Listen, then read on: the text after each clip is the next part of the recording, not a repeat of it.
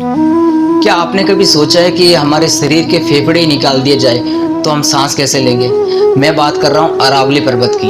वही अरावली पर्वत जो करोड़ों सालों से राजस्थान, पंजाब और दिल्ली को थार रेगिस्तान की तपती धूप से बचा रहे हैं, लेकिन आज उसी अरावली को खत्म करने की तैयारी चल रही है। अरावली सिर्फ पहाड़ नहीं है, ये हमारा वाटर रिचार्ज जोन है, यानी जमीन के नीचे का पानी इन्हीं की वजह से बचा है। ये हजारों वन्य जीवों का घर है, लेकिन अवैध खनन और इन कंक्रीटों के जंगलों के नाम पर इन पहाड़ों को काटा जा रहा है।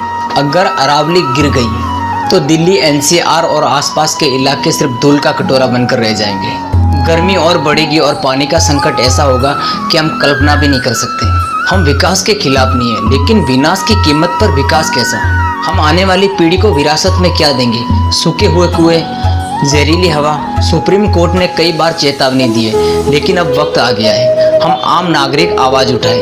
अरावली को गिराना मत, ये हमारा भविष्य है। आपने गहराई से सोचा है, अगर ये पहाड़ पूरी तरह से खत्म हो गए तो असल में हमारे साथ क्या होगा? अरावली एक कुदरती दीवार है, अगर ये ढह गई तो ये थार रेगिस्तान धीरे धीरे हमारे गांवों और शहरों की तरफ बढ़ने लगेगा।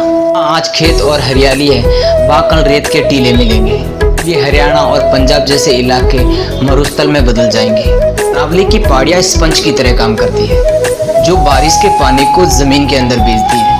इसके बिना जमीन का जल स्तर इतना नीचे चला जाएगा, हजारों फीट बोरिंग करने पर भी सिर्फ जहरीली मिट्टी निकलेगी, पानी नहीं। पहाड़ तापमान को नियंत्रित रखते हैं, इससे हमारे गांव और शहरों का तापमान 55 डिग्री पहुंच सकता है। इससे एक इंसान का सर्वाइव करना नामुमकिन होगा। अगली धूल भरी आंधियों को रोकती है। इसके बिना साल के 365 दिन हमारे फेफड़ों में सिर्फ धूल और सिर्फ जहर जाएगा। हम अरावली को सिर्फ पत्थर समझकर काट रहे हैं, लेकिन हम हमारे मौत का रास्ता साफ कर रहे हैं। आज हम इन पहाड़ों की रक्षा के लिए खड़े नहीं हुए, आने वाली नस्लों के पास जमीन तो होगी, लेकिन जीने के लिए न तो शुद्ध हवा होगी, न ही एक बूंद पानी।